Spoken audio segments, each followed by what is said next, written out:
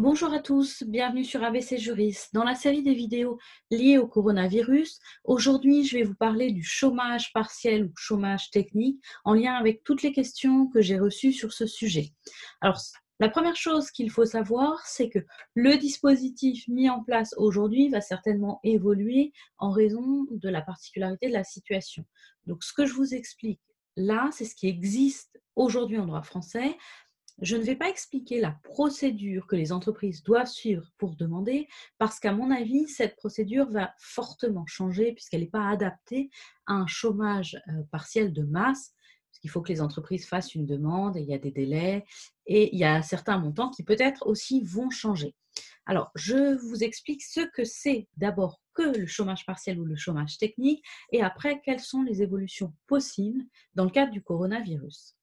Alors, tout d'abord, il faut savoir que quand une entreprise a une baisse d'activité ou une impossibilité temporaire d'exercer son activité, puisqu'elle a une baisse de revenus et que ses salariés ne peuvent pas travailler, le système du chômage partiel permet d'indemniser les salariés pour qu'ils continuent à avoir des revenus. Donc, c'est un mécanisme qui est pris en charge en partie par l'État, de façon à non plus ne pas pénaliser trop l'entreprise qui subit déjà une baisse de revenus et qui ne pourrait probablement pas continuer à payer ses salariés avec cette baisse de revenus. Donc, c'est l'employeur qui va verser une indemnité aux salariés. C'est votre employeur qui va vous payer et à la place de votre salaire, vous aurez une indemnité. Alors, quelle est l'indemnité? Aujourd'hui, c'est 70% du salaire brut horaire, soit environ 84% du salaire net. Bon, si vous suivez une formation, dans ce cadre-là, c'est 100%, mais là, la question est un peu différente puisque probablement pour beaucoup de personnes, ce ne sera pas le cas dans le cadre du coronavirus. Alors, quelle est la date de paiement? La date de paiement, c'est votre date de salaire normale. À la place de votre salaire, vous allez recevoir, pour ceux qui sont concernés, cette indemnité. Les heures qui sont payées, ce sont les heures qui sont la différence entre les heures travaillées et la durée légale du travail. On ne compte pas les heures sup, sauf si l'entreprise s'y était engagée, donc ça c'est différent. Là, ce qui va se passer, c'est que certaines entreprises vont être en chômage, vont devoir mettre leurs salariés en chômage technique pour une longue durée, sans travail du tout. Certaines vont juste devoir réduire l'activité. Donc ça va dépendre de la situation dans laquelle vous allez vous trouver. En télétravail, par exemple, peut-être que vous n'aurez qu'un volume d'activité réduit par rapport au volume que vous avez habituellement.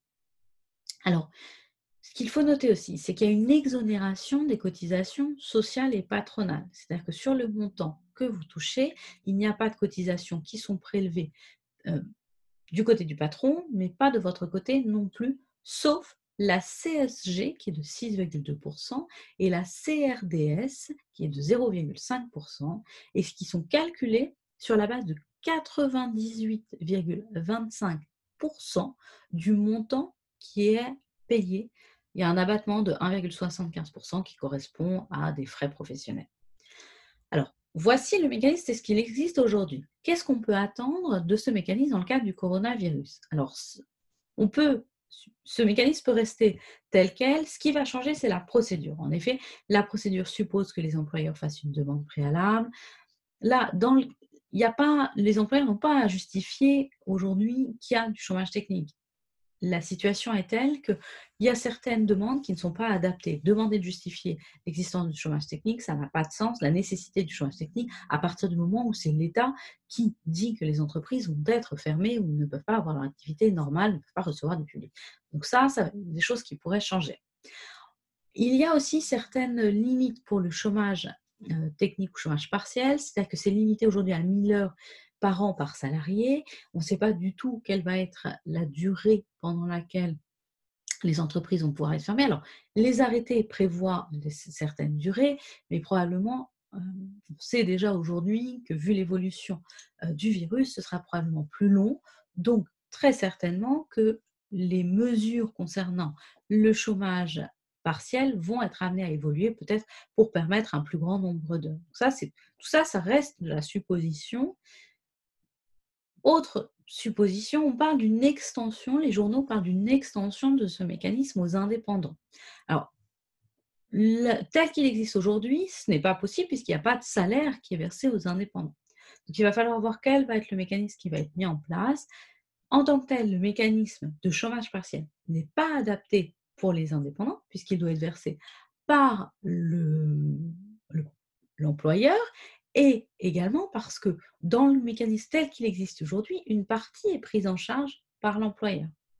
Il reçoit une indemnité qui compense ce qu'il verse aux salariés, mais pas forcément l'intégralité. Aujourd'hui, on ne sait pas comment ça peut se passer pour les indépendants qui, par définition, n'ont pas d'employeur. Donc, la question du chômage partiel pour les indépendants reste complètement ouverte et floue à l'heure actuelle et le dispositif tel qu'il existe n'est pas adapté. Alors, dès qu'on en saura plus, je vous proposerai une nouvelle vidéo sur le sujet et je vous tiendrai au courant, évidemment, de toutes les évolutions légales concernant, liées à ce cas exceptionnel du coronavirus. Donc, bon courage à tous pour la continuation de vos activités et je vous retrouve dès que j'ai des informations sur ABC Juris.